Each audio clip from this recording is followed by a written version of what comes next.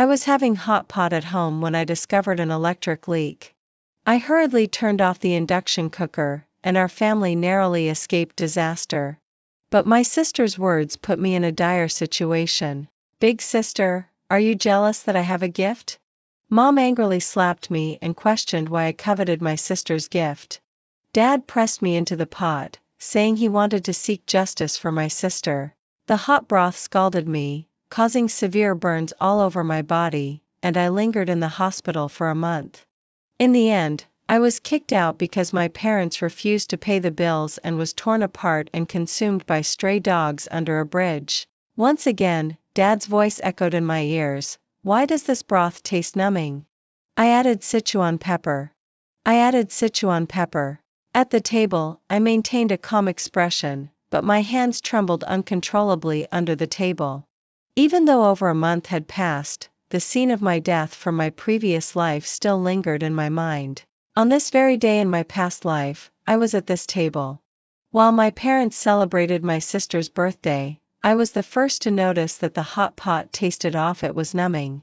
I handled all the meals at home and couldn't remember adding anything that would cause a tingling sensation on my tongue. In an instant, I realized this was a signal of an electric leak from the induction cooker. I immediately shut off the power and completely unplugged the induction cooker. When I discovered the exposed wires, I was relieved to find the cause of the leak, thinking I had escaped a disaster. But I had no idea that a greater calamity awaited me. My sister lowered her cup, her eyes suddenly red. "Big sister, are you jealous that I received a gift? Yesterday was your birthday. Mom didn't mean to forget your gift, she just got overwhelmed with everything. If you like it, I'll give it to you, and then you won't be angry, right?" She sobbed as she clutched the teddy bear tightly, showing no intention of giving it to me. But Mom and Dad couldn't stand to see her upset. Especially since she was crying because of me. Without saying a word, a slap came, knocking me to the ground, and my forehead hit the edge of the table, causing stars to dance before my eyes. "Ah, so your sudden outburst was because of this?" Mom questioned angrily. "What do you think you are? How dare you want your sister's things?" I didn't. I opened my mouth to reveal the truth, but my sister acted first, covering her heart and throwing the teddy bear in my face, silencing me. "Mom, if big sister likes it, just give it to her." She clutched her shirt tightly. "I just feel a little unwell, it's okay." Upon hearing this, Dad, who had been blushing from drinking, stood up. He staggered towards me, grabbing my collar. "Fiona, don't be angry. I'll seek justice for you and teach this delusional brat a lesson." I was pressed into the still boiling pot, the scorching red oil burning my face and surging into my mouth and nose. My lungs and esophagus violently contracted, and the intense feeling of suffocation and pain nearly made me pass out. In my struggle, I finally escaped, but the hot oil spilled over me, scalding me to the point of losing sensation. When I woke up, I was lying in a hospital bed, my entire body wrapped in bandages. My vocal cords had been completely damaged by the high temperature, and I could barely open my eyes. The nurse beside my bed looked at me with pity. "What will happen to this child? She has been in a coma for nearly a month. Her parents only paid once when she was brought in and haven't paid since, nor do they agree to any treatment. If this goes on, we won't be able to do anything." After the final payment deadline passed, my parents' phone calls remained unanswered. That night, a masked person took me away in the dark, but just as we were nearing home, they turned the car around and dumped me under a bridge not far from home. Now, no one will compete with me anymore. The wind lifted the veil, and I saw my sister's face. Stray dogs roaming around noticed the fallen meat barbecue and were overjoyed, tearing into my body. Having lost all sensation, I watched helplessly as my flesh was torn apart, my body scattered, and my unwilling eyes remained open until death. Back at the dining table I closed my eyes and took a deep breath, burying my resentment. From my previous life to this one, I had waited a long time for this day. This time, I would break free from this fatal outcome and escape from hell. Hearing about the Sichuan pepper, my sister questioned and indeed found clusters of fresh peppercorns. I smiled flatteringly. Sister likes spicy food. Although Mom and Dad usually don't let her eat it, today is her birthday, so I took the liberty of adding a bit for her. My sister's preference for bold, spicy flavors was very different from our family's light taste, but Mom and Dad didn't let her have too much, not even greasy fried snacks. Dad looked at me with some blame in his eyes. But seeing my sister's joyful expression, Mom let me off the hook, just this once. Look how happy the child is, isn't it said that a happy mood is more important? Dad's expression softened a bit, and he personally served food to my sister, feeding her like a 3-year-old baby. Mom wouldn't give up either, turning around to take out the prepared birthday gift and handing it to her. Sweetheart, you're 18 today, happy birthday. Such a scene had to be reenacted every year on her birthday, warm and intimate. My sister sat at the head of the table, showered with love, while I was only born a day earlier, yet everyone seemed to collectively forget me. Over the years, this situation had worsened. My parents' pampering of my sister could be described as meticulous. Even though our family was poor, my sister's room was still filled with various stuffed animals, and her wardrobe was packed with expensive clothes. The only air conditioner in the house was installed in her room. While I lay in the utility room just a wall away, battling cockroaches and centipedes in my dreams. Wow, it's a cute teddy bear. Thank you, Mom. My sister leaned over to kiss Mom's cheek, happily spinning around with the teddy bear. But after seeing me sitting at the table eating silently, she suddenly asked, "Did big sister not receive a gift yesterday? Will she be angry if she sees the teddy bear?" I heard that my sister and I were originally twins, but Mom had a difficult labor. I was born the night before, while my sister struggled until the next morning to be born. Whenever my sister felt a bit emotional, she liked to clutch her chest and say she felt unwell, but I knew she wasn't sick. But my parents still chose to believe her, blaming me for knowing my sister's health was not good yet still provoking her. As soon as this question was raised, everyone's gaze turned toward me. If I said the wrong thing, it might lead to the same result as my previous life. I lowered my head submissively. My sister's birth wasn't easy. She is especially precious. As the apple of the family's eye, she should have a beautiful birthday and not waste money on me. I firmly rejected the accusation of coveting, and I saw my parents' satisfied smiles at my sincerity. A big sister should have this kind of understanding. From now on, you must hold this resolve and take good care of your sister in college, understood? I will send all my living expenses to my sister so she can manage your finances and prevent you from spending recklessly. If it weren't for the fact that my exam scores couldn't be swapped, my parents would have surely given my scores to my sister, allowing her to attend a university in the capital. Unfortunately, my sister's scores could only get her into a local first-tier university, and during the application process, my parents had already signed me up for the same school as her. They called it a way for the older sister to take care of the younger sister. However, I had secretly contacted my homeroom teacher to change my school back. In half a month, I would be heading to the capital to start my new life. But once school started, this change would be discovered and I would be met with endless scolding and beatings. Having experienced such humiliating treatment and suffering for 2 lifetimes, I would not fall in the same place again. So no matter what, I must completely leave here before school starts. For today's escape, I was fully prepared. I stood up and brought out the other dishes from the kitchen, placing handmade meatballs in front of my sister. I know my sister loves the meatballs I make, so I prepared them for you this birthday. Dad nodded, enjoying the food with a large gulp of liquor. Mom sneered, "Oh, you heard that the living expenses are going to your sister," and rushed to butter her up. "At such a young age, you already have so many schemes." Though she said that, my cooking was indeed good and she had eaten quite a bit of it. Eat more. When you're done, you can sleep well. I watched everyone enjoy their meal with a mix of nervousness and excitement. However, after taking a few bites, my sister slammed her chopsticks on the table, throwing a tantrum. "This is awful. I didn't see you make the meatballs today. How do I know you didn't secretly add something else?" I was startled. Did she discover something? No, it couldn't be. She was just disappointed that she couldn't witness my suffering. These meatballs were her exclusive dish, every winter, she specifically asked me to make them. To make them, I had to use the backs of the smallest crucian carp, meticulously removing every single bone. Then, I'd plunge my frostbitten hands into icy water while she added lemon juice, watching me grimace in pain as I obediently made the fish balls, leaving my hands red and itchy for days afterward. If I ever showed any reluctance, she would cry loudly, bringing on my parents' curses and beatings. Now, in this scorching heat, making the meatballs was easier, and she naturally felt dissatisfied. This was just the excuse she needed to punish me. I could only lie, I didn't put ice in, maybe the meatballs aren't refreshing enough. Mom slammed the table and questioned, why didn't you? Look, you've made your sister unhappy. What if she gets sick because of you? The refrigerator at home isn't cooling well, all the ice is in the juice.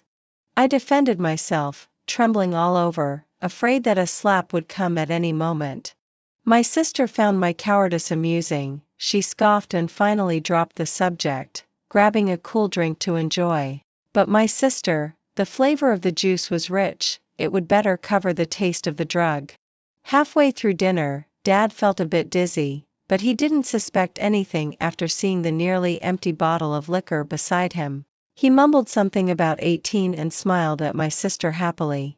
My Fiona has finally turned 18, I've waited for you for so long. I raised a little girl who wasn't even knee-high to me, and now she's almost as tall as I am. My sister smiled sweetly. The alcohol loosened Dad's tongue, and he rambled on about how hard it was to raise my sister. He sighed but looked very happy. 18, my Jack finally. Before he could finish, Mom hurriedly fed Dad a bite of food, forcibly interrupting him. Who is Jack? I was puzzled, but my sister seemed not to have heard, enjoying Mom's attentive feeding. Sensing my gaze, Mom dodged a bit, calling for everyone to raise their glasses and toast. Of course, it was a toast among the three of them. I raised my glass alone, clinking it with the air, while my sister's provocative gaze openly mocked me, sneering at my isolation and the disdain of everyone. But the glass in my hand was raised in respect to the heavens, honoring the self that was about to escape hell. Noticing a faint sound of electric current, at that moment, fireworks and firecrackers exploded outside, covering this warning completely. Mom smiled and said, Fiona, someone even set off fireworks for your birthday, how wonderful. Yes, it's really great. Suddenly, a louder sound of electricity crackling came, and my sister looked at the stove in confusion. Dad waved his hand dismissively. It's definitely the noise from outside. Our stove is new and very safe. My sister temporarily set aside her suspicions, but soon Mom sensed something was wrong. Wei Chong, do you smell something? It smells burnt. It's probably just the pot at the bottom. Dad used a ladle to stir the red oil in the pot, and the aroma of the food wafted through the air, regaining everyone's senses. You see? There's no smell now, right? My sister still felt something was off, but... With a bang, the sound of glass breaking pierced through. The liquor bottle on the table had slipped from my hands and shattered on the floor, filling the room with the strong smell of alcohol. How can you be so clumsy? You can break things just by having a meal. Dad was furious and was about to slap me. I screamed and dodged, only to kick over a bottle of white liquor, causing it to spill everywhere. Now everyone could only smell the strong scent of alcohol. I'm sorry, Dad. I didn't mean to. I'll go get you another bottle right now. In a panic, I ran to the kitchen, but instead of going near the cabinet, I opened the small door and took out the hidden luggage. The inexplicable burnt smell indicated that the appliances were overloaded. The induction stove, which had been leaking electricity for a long time, would soon cause an explosion right in front of the family at the dining table.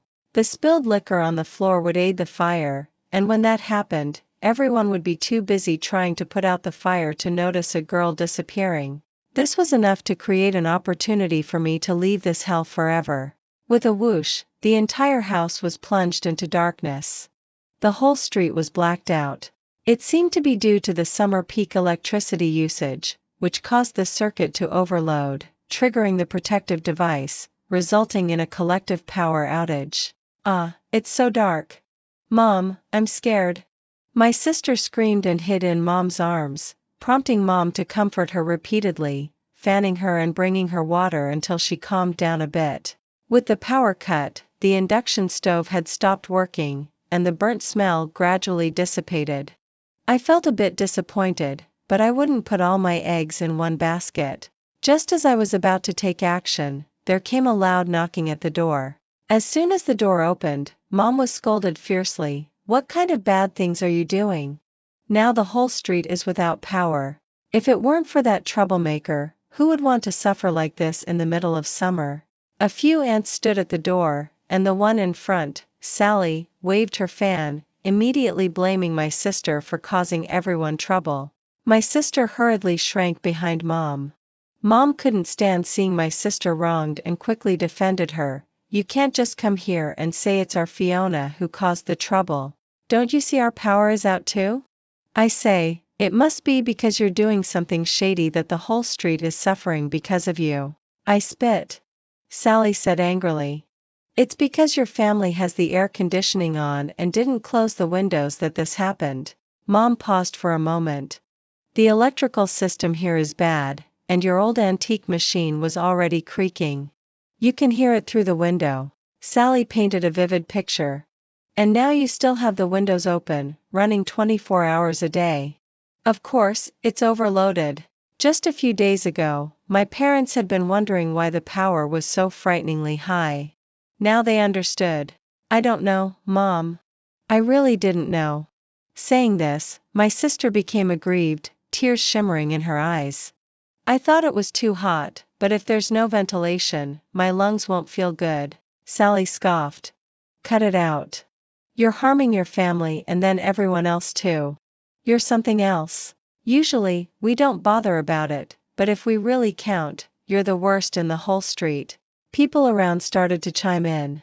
"Ben and Will got into a fight because of you. You were the one stirring things up, causing the two good friends to become enemies. That woman from the Zhang family saw you stomping and throwing the clothes of that girl up in the tree just because she said something, as if girls can't have a small heart. Will's daughter, over 30, finally found a partner and was preparing to get married, but you went around spreading rumors and scared him off. If he hadn't found someone better afterward, you'd definitely have to pay for it." Surrounded by accusations, my sister panicked. I didn't.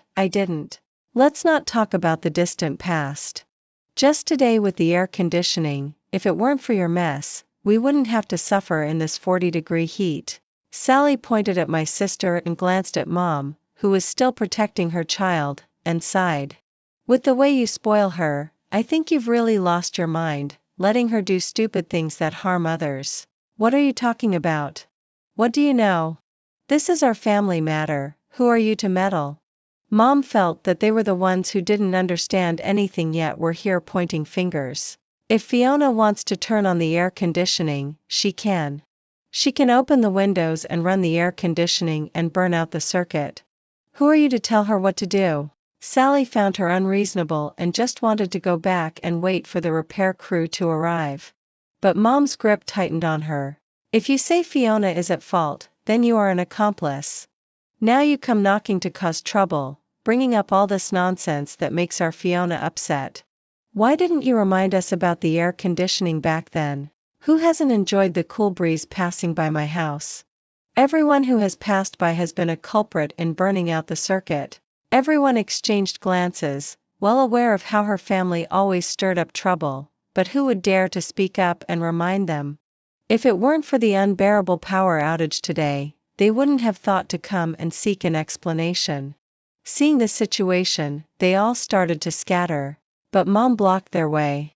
"You think you can just come to my house and cause a ruckus and then leave? You all owe me for emotional distress." Everyone, instead of leaving, found it amusing and began to laugh in anger. "Fine. If you want money, come and get it yourself." Sally, leading the group, picked up the liquor bottle by the door and was about to throw it. I stood in a hidden spot, silently watching this chaos unfold. My sister and Mom were surrounded and being hit, while Mom still tried to protect my sister in the midst of the turmoil. A little more force, a little more chaos. Don't pay attention to me, don't see me slipping away. Unfortunately, things didn't go as I wished. Why aren't you helping? Are you just going to stand by and watch your sister get beaten? What kind of sister are you? A furious shout pierced through the noise, and I turned to see Dad's gaze locked onto me. He was holding 2 kitchen knives in his hands. Anyone who hits again will get a knife from me. As soon as those words were spoken, everyone stopped. Dad quickly pulled my sister out from under the pile and, seeing that she wasn't hurt, let out a sigh of relief. With a loud belch, he waved the knives, and everyone hurriedly fled, leaving no trace behind. I let out a sigh of regret as Dad glared at me and led me back into the house. You can't even fight properly, you're really useless. Luckily, your sister isn't hurt, otherwise, I wouldn't let you off. At home, I was the servant busy from morning till night, the outlet for everyone's anger, and my sister's caretaker. Even the slightest injury would result in my parents venting their frustration on me, which they couldn't bring themselves to do to my sister.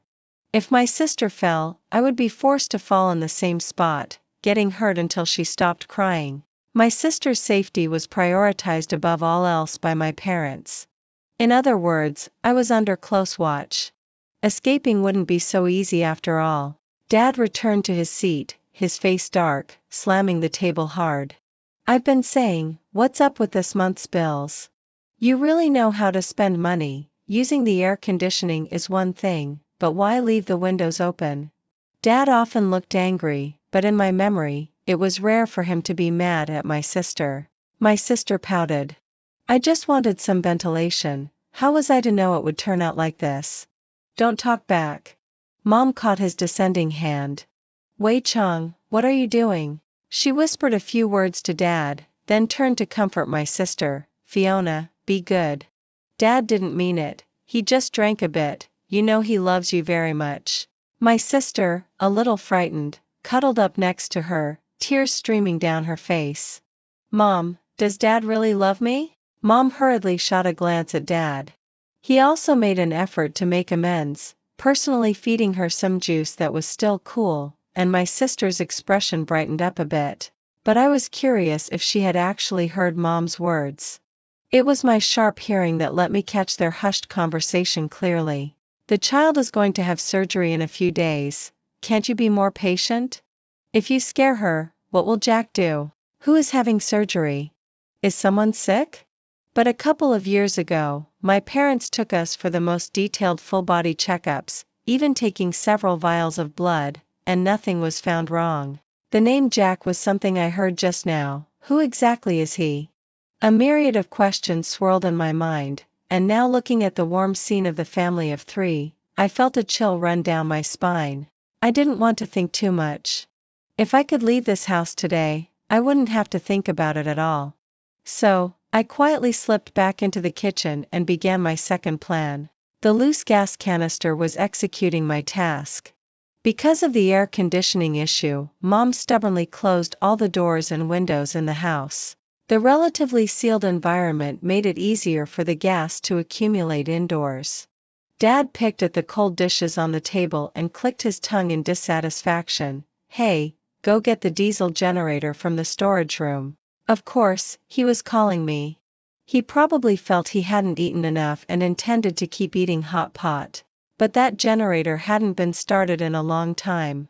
Moreover, I had used most of the diesel inside for other purposes, so the generator wouldn't start without manually cranking the lever. Yet he still connected it to that leaking induction stove. If the electricity was successfully restored, the person cranking the lever would be closest to the stove. The damage from the explosion would be the greatest. But faced with Dad, who was red-eyed from drinking, I couldn't directly refuse. I could only pretend I couldn't crank it and let go. You useless piece of trash, you can't even handle this little thing. Dad shoved me aside and took over the crank himself. Here's the... With 2 beeps, the induction stove regained power. He clapped his hands. See? All good, everyone eat. 3 seconds later, the stove exploded, sending various parts flying and hitting everyone, resulting in burns and stings. I shook my head in disappointment. What a pity, it was just a small explosion caused by the generator's sudden surge of electricity, which didn't lead to a frightening fire. But it didn't matter. The long loosened gas canister had leaked most of its gas, but there was still enough left to make everyone indoors faint, and I could use this opportunity to escape. That was scary. "Mommy, hug me," my sister cooed, "you almost scared my courage out of me." "Don't say that." In an instant, Mom realized her tone was too harsh and quickly switched to her usual comforting voice.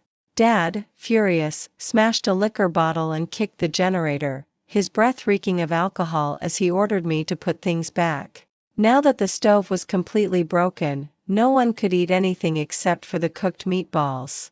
But seeing my sister cry and Mom continually comforting her, Dad, probably fueled by the alcohol, couldn't stand it anymore and shouted at both of them, "Why are you crying? All day long, you just know how to waste money and cry." My sister was stunned into silence. Mom focused on her feelings. "What are you arguing about with the child? Fiona will be upset again later." "So what?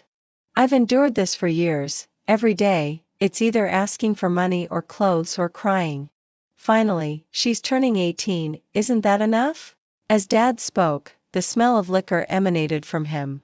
"Didn't we already agree to go this week? What does it matter if we go a few days early? You said there shouldn't be any mistakes. Is Jack your son or my son?" After he finished speaking, the room fell silent, and Mom instantly realized she had said something wrong. But my sister didn't care about what they were saying, she was only concerned about not being the center of attention. Now, her brows were tightly knitted, her hands clutching her chest, and she was sweating profusely. "Dad, Mom, I feel terrible. Now the child is uncomfortable, are you happy?" Mom angrily pushed Dad aside and hurried over to pat her back. Hearing this, Dad became somewhat sober and, to cheer up my sister, slapped himself across the face. "I'm sorry, Dad was wrong. I drank too much and said some nonsense, making our Princess Fiona uncomfortable. It's all Dad's fault. As long as Dad and Mom don't argue, Fiona will be good." My sister shook her head hard, drawing out their guilt. If I hadn't seen her powerful, domineering expression, I might have applauded her impressive acting skills.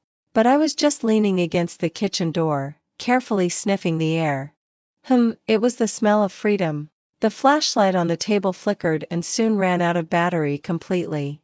I had secretly thrown away all the spare batteries in the house, leaving my parents to tremble in the dark with my sister.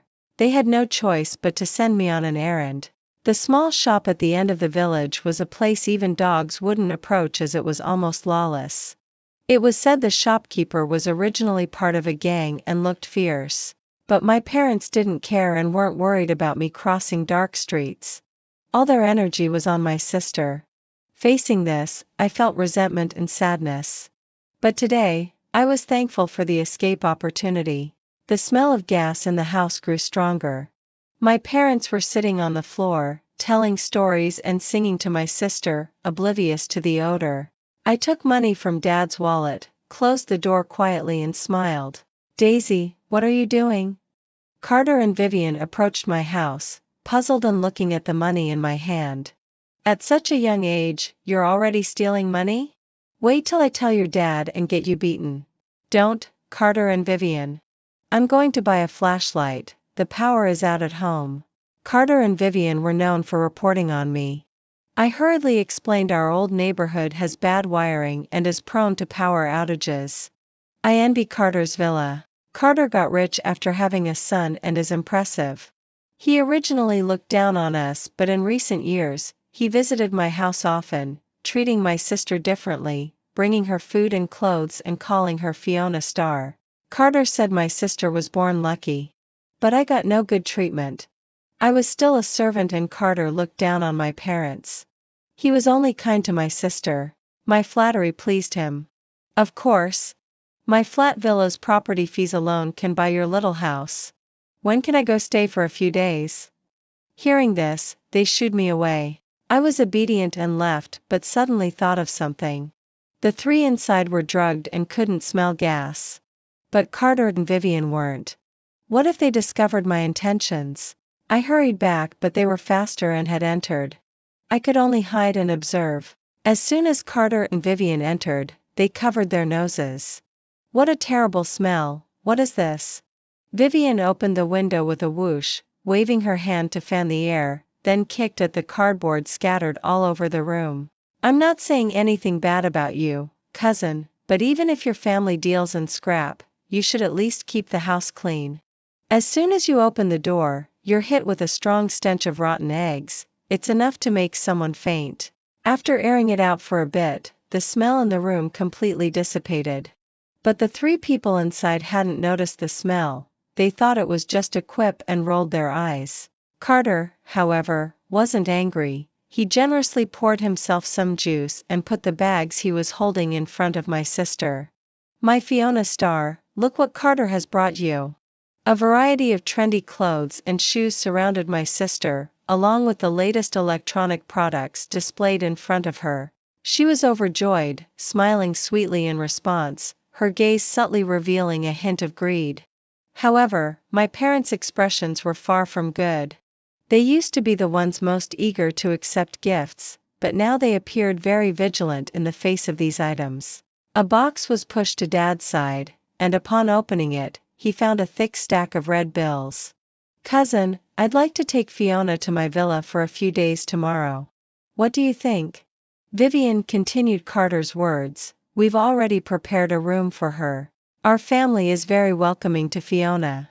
Jason has been talking about wanting his sister to come over and play. My sister was naturally thrilled, her anticipation showing clearly on her face.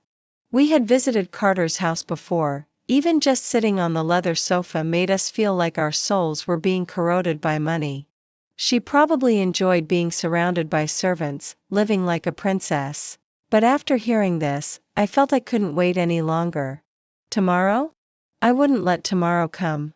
I took out the candles and matches I had prepared from my pocket, planning to take a detour to my room. Which was just the storage room. There were pieces of cardboard soaked in diesel there. With just one match, the intense fire would quickly ignite the cardboard. The doll I had placed in the room as a disguise would serve as a stand-in, providing an excuse for my absence when the time came. By the time they extinguished the raging fire and discovered that the person in the room wasn't me but just a doll, I would likely already be on a train to the capital, never to see this hell again.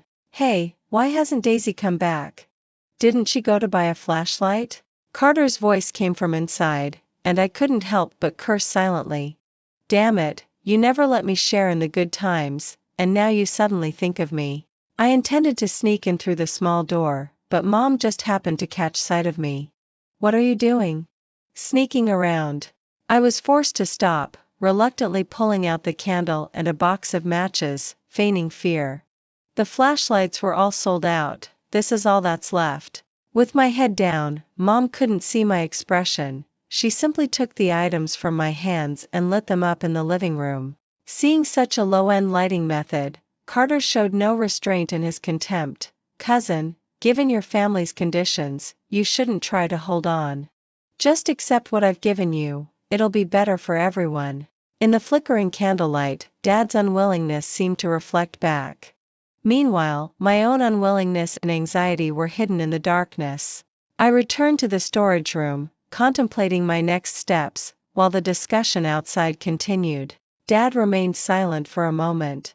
You can go, but let's wait until the winter vacation. There aren't many days left in the summer vacation, and after she rests, we need to take Fiona to university. Oh come on, there's still almost a month left. Having her stay for a few days won't be a problem. I guarantee she'll be well taken care of, and there won't be any sickness at all.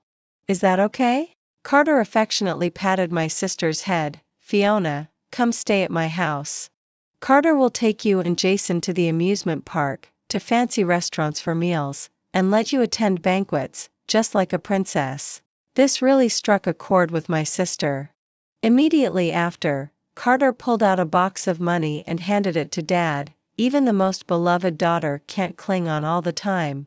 You guys can take this money to relax for a bit or go travel, no need to rush. While my brain was rapidly processing their ambiguous yet revealing words, I was also urgently thinking of safer escape methods.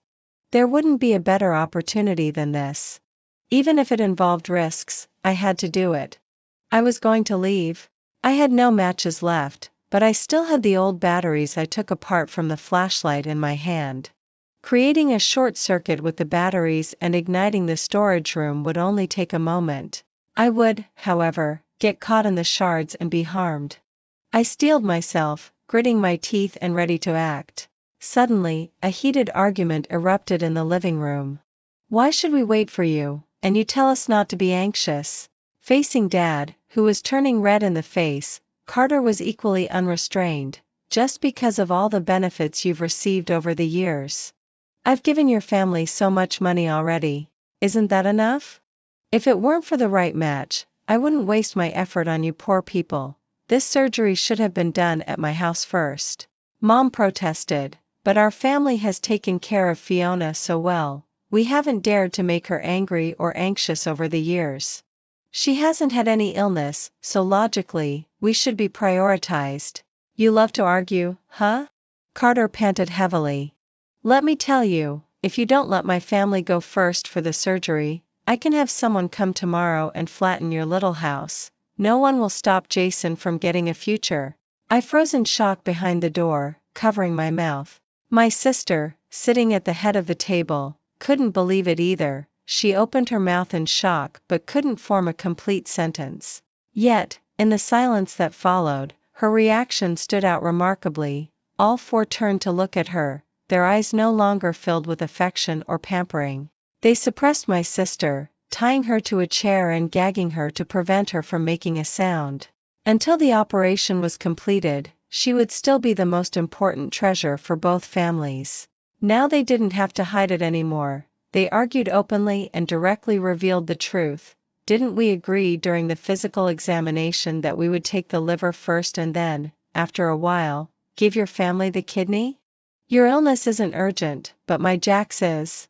Dad slammed the table, deeply worried about Jack. Vivian didn't care about that. She was only anxious for her son's kidney. Jason is a bit younger. Getting it for him sooner would help him recover better. She didn't forget to sow discord between my parents. "Sister-in-law, I think you're being too generous. That Jack is a wild child. How could you have such a big heart to let your own daughter undergo a liver transplant for him? I say he shouldn't be given anything as he's a bastard." Mom fell silent for a moment. "The Wilson family must have a boy, even if he's born outside. He still needs to have our family's bloodline." Suddenly, I understood the origin of my and my sister's names. I had envied my sister's name in the past. Everyone called her Fiona Starr, while I was called Daisy. I thought we were different.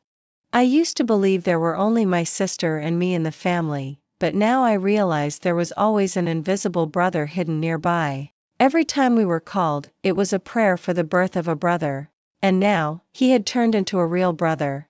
Even though he was a bastard, he remained the only root of the Wilson family. Now my sister's Fiona gained another layer of meaning because of the successful organ match. Carter's talk of bringing others blessings was actually a transaction using one's organs to barter for temporary affection. At this moment, my sister finally grasped the reality. She wanted to run, to scream for help, but she was already immobilized. Even Mom's gentle face turned terrifying. "Fiona, sweetheart, even if they take your liver and kidney, as long as the doctor's skills are good, you can still live well. You are our Fiona Starr." She gently stroked my sister's head. "As long as it benefits the Wilson family's son, Fiona is a blessed girl." They all tore away their pretenses, fighting to confirm the organ source was still seated, indifferent to my sister's cries and struggles. During the scuffle, Carter's lighter fell to the ground, and the wine bottle by Dad's feet shattered everywhere. The strong smell lingered in the air, but no one reacted. Perhaps the sedative blurred everyone's senses, or perhaps they were too caught up in the hope for their son's rebirth to pay attention to these details. An elbow bumped the table, causing the candle to topple over. the tiny flame ignited immediately due to the ample fuel. From the spilled wine on the floor to the surrounding rubbish, the flames spread quickly. In just a few seconds, the fierce tongues of fire climbed up the clothing in front of everyone. Only then did they realize a fire had broken out, and they scrambled to escape. Bound to the chair, my sister could only watch the flames, whimpering for help. But everyone was too preoccupied, searching for an exit only to find it blocked by piles of debris. The doorknob had melted and deformed, and no matter how hard they pulled, it wouldn't budge. The room had turned into a hellish inferno. Through the window, my sister saw me escaping. Her eyes widened in an attempt to say something, her face filled with resentment, but the cloth gagging her prevented her from speaking. Then came the explosion of the diesel engine and old batteries, drowning out all sounds. The 4 people who had been frantically running became charred remains, while my sister, sitting in the chair, still had a shred of life left. But I still hadn't managed to escape successfully. After the fire broke out, the police came to investigate. As the only one left intact, I underwent various inquiries. I admitted to the thought of arson, wanting to use it to escape the suffocating family and board a train to the future. But I denied the act of arson itself. I was fortunate that a series of accidents prevented me from successfully executing my plan, and they ultimately fell victim to their own greed. Considering all factors, I was found not guilty and walked out of the police station. I went to the hospital to visit my surviving sister. After hearing the doctor's notice about her critical condition, I thanked him for his comfort and pushed open the hospital room door. "It's your fault they died, it's you who made me end up like this." Looking at the sight before me, my sister wrapped in bandages, I felt as if I could glimpse my former self. But in this life, my sister was still better off than I was. The gagging cloth prevented her from inhaling more smoke, and her respiratory tract and vocal cords were in relatively better condition. At least she was still cursing at me. "I warn you, if you say one more word, I'll immediately stop the expenses." She immediately fell silent, but still muttered that I was a pest. "Someone from the Wilson family is here to visit." Before I could see who it was, the person pulled the child and knelt down with a thud. "Daisy, please save your brother. Without a liver, what will he do?" The woman was in tears. "If not, give us your dad's insurance money. We need to keep the Wilson family's root alive." "Oh, it's them wanting the insurance money." The number of people looking over here kept increasing, and the woman bowed her head even more fervently. I quickly helped her up. "Auntie, I feel for your situation. It's certainly not easy when a child is sick." Her eyes brightened. "Then the money. But we don't know each other, it wouldn't do any good for you to seek me out." The woman was confused. No, Jack is your brother, he's your dad's child." I politely declined. "Then you'll have to find my dad. I don't know you too. Wilson is dead. How can I find him?" Finally, she understood. I wouldn't acknowledge any Jack. Also, perhaps my dad promised her a lot. Now that he was dead, she hadn't expected me to deny it either. All her fantasies turned to bubbles. She froze in place. But Jack behind her was dissatisfied, waving his small fists and trying to hit me. Unfortunately, I dodged, and that punch hit my sister squarely in the chest. She coughed a few times and spat a mouthful of blood on Jack's face. This scared him into a wail, and he ran out of the hospital room. The woman quickly got up from the ground and chased after her Wilson family's route. But the room didn't return to calm. My sister's coughing grew louder, her voice weak and tinged with sobs. "Elder sister, can you save me? I don't want to die." I remembered many things. As the oil ran out and the lamp flickered, the revolving light brought my sister back to her previous life. In my past life, I was forced to leave the hospital due to unpaid fees and ended up dying under a bridge. My sister thought she was free from that. But her hardships were just beginning. The medical fees I saved were actually used for my sister's transplant surgery. Such a transaction could only take place in underground clinics with poor sanitary conditions and shoddy work practices. After being happily put into a coma, she woke up with one kidney and part of her liver gone. Her organs saved Jason and Jack, the two eldest sons of the Wilson family, while she herself fell into a situation similar to mine. After all, the Wilson family's servant had died. Jack and his mother smoothly moved into the Wilson house, where he would beat and scold my sister and their mother every day while still expecting praise for his great spirit. After long hours of hard labor, my sister's already fragile body from the surgery grew even weaker, but the Wilson family kept her hanging on by a thread.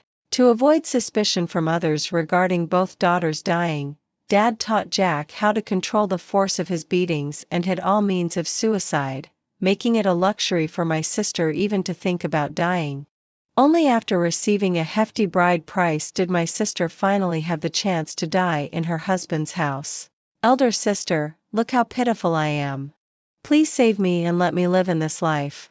My sister's voice grew weaker, and fear-filled tears streamed down her face. But my expression remained unchanged. I pitied her, but who would pity me? Wiping away the fallen tears with a tissue, she looked at me with her last glimmer of hope, yearning for my rescue. But my action ended there. I stood up. In this life or the next, it was never up to me whether you live or die. Perhaps the greatest mercy is to not let a dying person hold on to futile hope. After hearing the doctor's conclusion, she closed her eyes in despair, the last tear oozing from the corner of her eyes. Just go. And, I'm sorry. The last words dissipated in the wind. I turned and walked out, stepping into a brand new future,